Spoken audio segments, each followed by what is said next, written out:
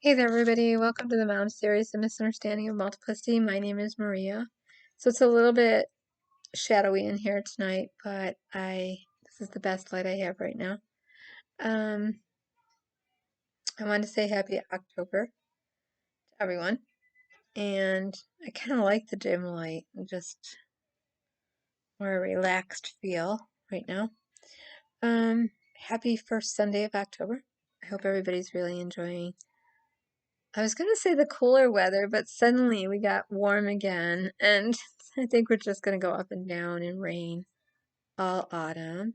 Seems like just yesterday I was saying, Happy September, it's my favorite season, my favorite month, sweater weather, right? It's October already. Um, it just kind of flew by. So today what I want to talk about really quick for this video is several things. On my channel, I will not be giving trigger warnings anymore, and I want to really explain why. Um, Years ago, when I was in therapy, I remember when my therapist explained to me um, safe words and trigger words when I had to have medical procedures done. And he would say, I wish I could go with you and just kind of hang out with you. I know this particular procedure is not going to be easy on you, and emotionally, it's going to bring up some old stuff. I know it is. But if I can help you to maybe figure out some things that the people working with you can say so that, your stress can be, because I didn't want to take any medicine. I was like, I'm not going to take any extra anesthesia or medicine. I don't want to do that. I want to stay awake. And um, I won't get into the kinds of procedures it was, but at the particular time, um, he said, how about um, you can trust me? Are you crazy? Somebody tells me I can trust them right away. I don't trust them. Hmm. It's okay. You're safe. No, I'm not safe. Okay. You can be calm. It's okay. Calm down. It's okay. Calm down. No, everything he came up with, I was like, ah, no, that would just make me more upset. Anybody that ever hurt me said it. Calm down. It's okay. You can trust me. You're safe with me. I would never hurt you. Everything he came up with, I was like, God, I can't think of anything. And he said, what makes you feel better? I said, covers, a warm blanket, lots of covers, like up over my head, like I'm hiding from you. So he came up with um, a reassurance that I would be given as many warm blankets as I needed, and I could put as many blankets over me as I wanted to feel comfortable during the procedure and after the procedure and before the procedure. And later on, I was looking at this postcard that he gave me to hand the nurse, like where it said, don't say these things to Maria. It's triggering. And this was way back in 1990. No, wait a minute. I started seeing him in 1984 or 5. So this particular procedure was in 1999, 2000. And it was like just on the cusp of 2000. And, people didn't talk about trigger warnings and triggers then. I mean, you were just kind of looked at like, what the hell is your problem? Get over it, right? So, I mean, seriously, you were like, toughen up, toughen up, uh, you know, moxie up, grin and bear it, whatever. Um, and I had gone through natural childbirth twice, and I had totally like armed my way through it and focused on a dot on the wall, never needed any kind of anything, no epidural, no pain medicine. I think so during the episiotomy part, for my firstborn, I was given like a tiny drip while they were stitching me up, but for my son, nothing. And I mean, just no pain. No, I mean, I just flew through the pain. Um, but this was going to be a long procedure that involved a lot of tubes and a lot of this and that. And I could have chosen to go to sleep, but I didn't trust going to sleep. So, uh, I remember the look on the nurse's face when she was like, okay, is it okay for me to, she literally looked at the card and said, is it okay for me to tell you I'm here if you need me? Absolutely. She said, so you want some warm blankets? I said, no, I'm okay now. Just, do you want to let me know when you want a warm blanket? Sure. She kind of looked at me like, what's going to happen if we trigger you? It really made her, oh, it was off-putting. And then it wasn't long before I knew that she was kind of like telling all the nurses, her therapist says she gets triggered if you say, you're okay with me, you're safe, it's okay, calm down. Any of those things, this will only hurt for a minute. None of that. Don't say any of that. We're all kind of like walking by to look at me. I thought, oh, geez, I already knew. I was like, never again will I get safe words and trigger words and hand a postcard to my to anybody doing a procedure. After that, I started getting involved with an online community of other people that were going through abuse surviving and people that were diagnosed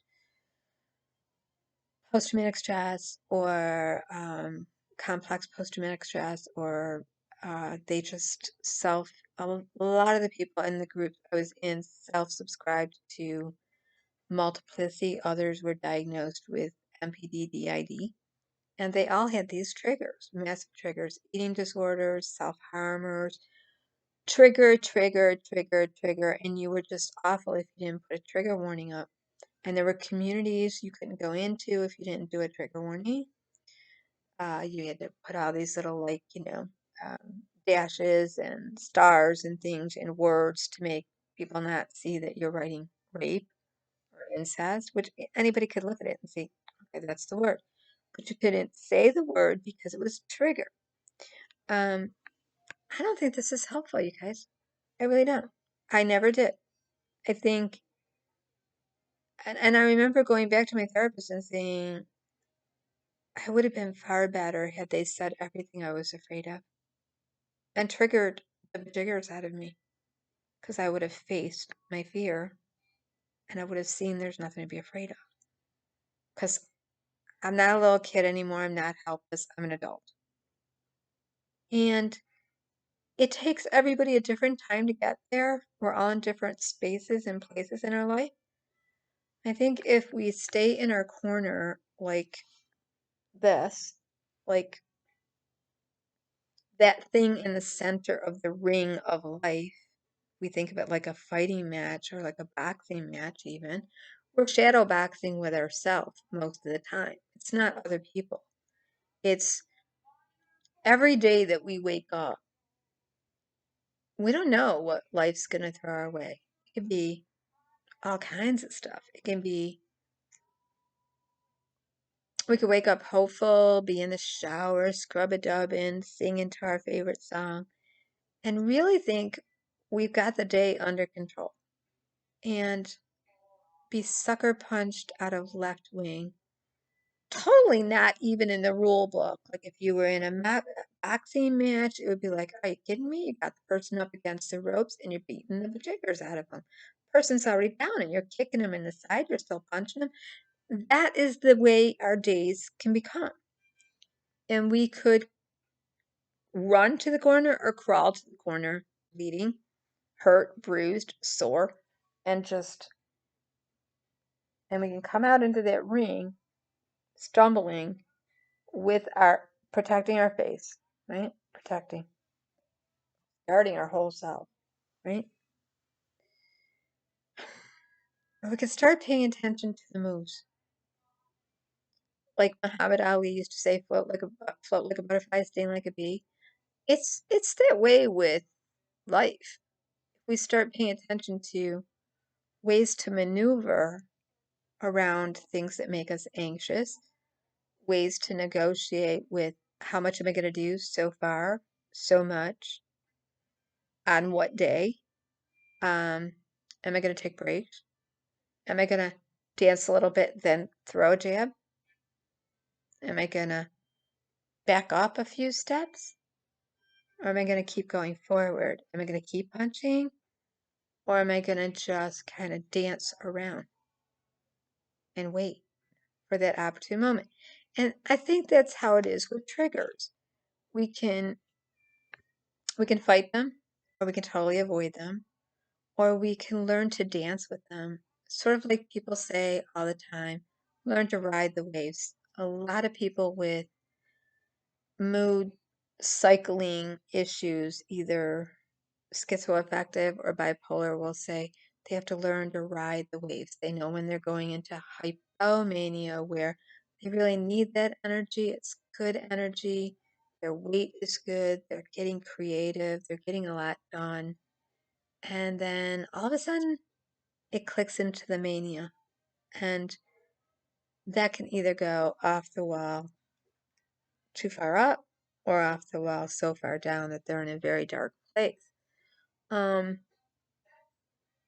I think it's that way with triggers. I think if we continue to run around uh, avoiding triggers, avoiding having our buttons pushed, avoiding discussing hard topics, we never really give our sense of self a chance to get to the center of the ring and dance with that and kind of partner up with it and realize it can't hurt you anymore.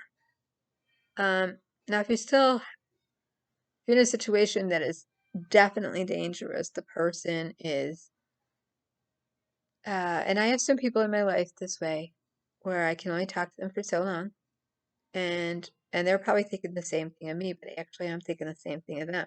Before I pick up the phone, before I get in a room with them, I'm already negotiating. How long am I going to listen to you? How long am I going to answer your questions? How long am I going to be interrogated by you? How long am I going to... There's people in my life. How long are you going to question my sanity? How long am I going to allow you to question what I just saw? This is white, this is black. Are we going to go round and round about it? Are you going to gaslight me to death? How long am I going to allow verbal or emotional abuse? How long am I going to let somebody lie to me? Those are all things that can trigger a person. It's not just rape, incest, eating disorders, abuse. There's all kinds of abuse. If we allow somebody to keep lying to us and we already know they're lying, if we allow somebody to make it appear as though we're doing something we're not, by broadcasting and going into melodrama, turning on their speakerphone, and all kinds of crazy shit. There's all kinds of crazy shit that goes on out there. How about the covert ways that uh, that people trigger people? It happens all the time. I say call it what it is. And I know in my life, that's what I'm planning on doing. The other thing I've been thinking a lot about now, so I won't be doing trigger warnings anymore out here. If I want to talk about fasting or a diet I'm on or whatever, I'm not going to worry about people that have EDNOSs. It's your job to take care of you. My job to do me, your job to do you. What else? The other thing that I've really learned this year is not to share my dreams with people, my passions, to not, I feel like we live in a world of show and tell on Instagram and Facebook, and we do. There's a lot of influencing going on right now. Positive influencers, therapy influencers, positive body influencers, and then also there's a real push for therapy going on everywhere on social media. And there's also a real movement with life coaching that people are just giving themselves the name Master Life Coach because I went through this experience. You know, this happened for 2 minutes and I'm only 2 years into it, but I'm a life coach now. Or they go to some little online school and get a certificate and they consider themselves a life coach. If you're into titles, I guess that's important, and go for it. I don't consider people life coaches or master life coaches just because. And I am very careful to um, review them as meticulously as I would a person who says they're certified with a master degree in social work or marriage and family counseling or licensed clinical counselor or substance usage, poly addiction, whatever it is. I'm going to check them out really good. And I don't really believe them until they show me what they are. So um, I've I've kind of been really paying attention to those movements that are going on out online. And also I've made a decision that I really think that people are always encouraging people to follow their dream, go after your dream. Um,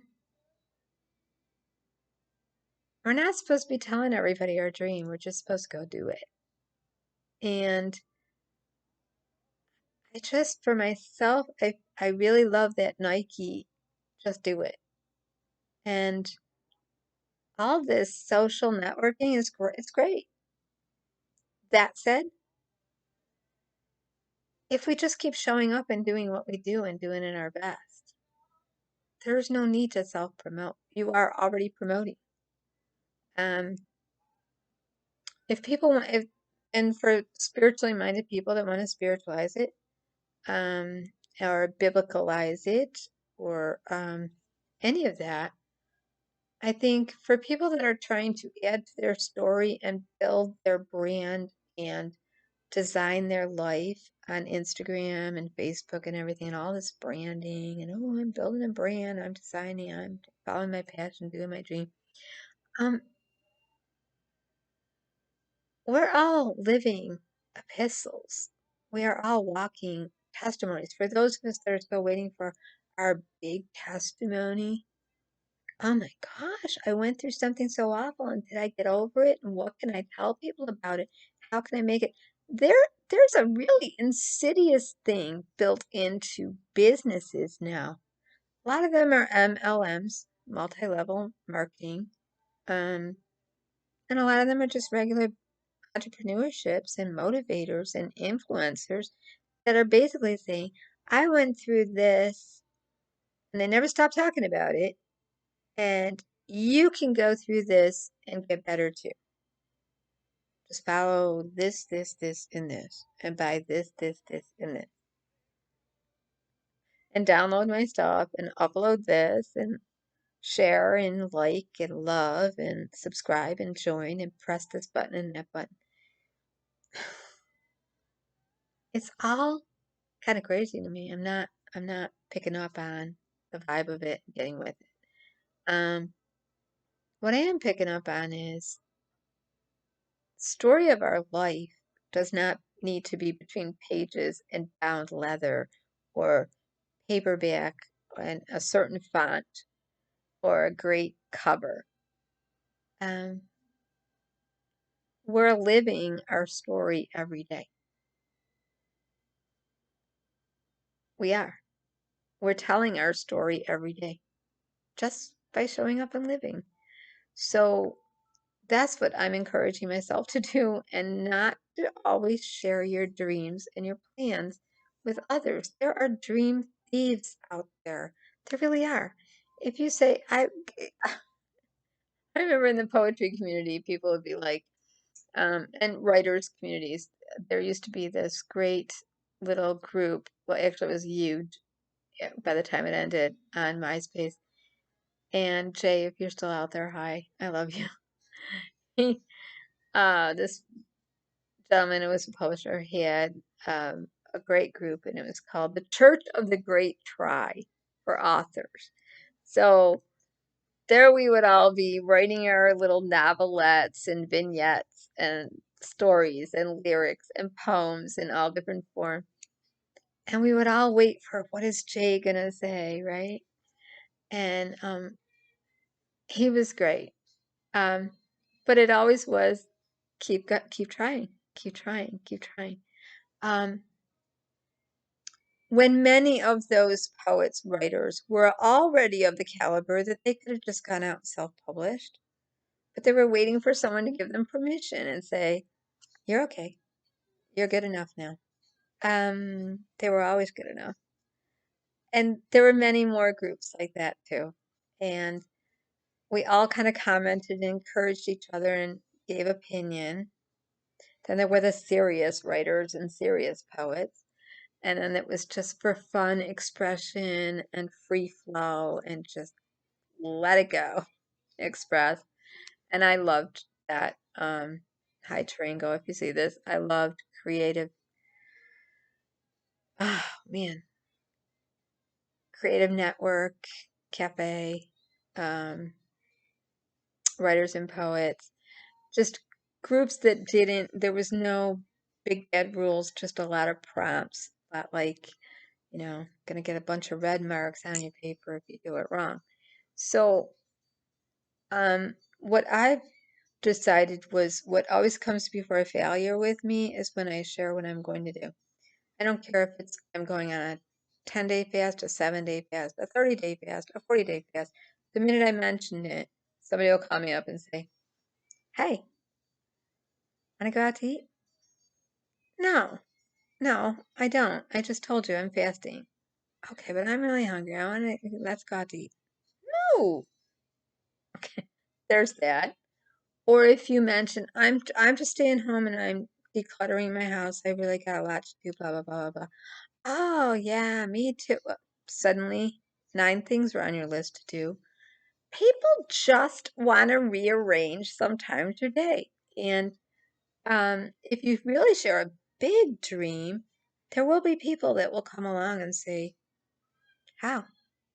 You really think that's good? Now? At your age? Now? After all these years of not working? Now? Really?" So keep that to yourself. Guard your dreams. Guard your dreams. Okay? That's my video for this week because my phone is ringing, so I'm gonna go get it. So guard your dreams, no more trigger warnings, and just keep showing up and enjoy life. Thanks for hanging with me. Bye.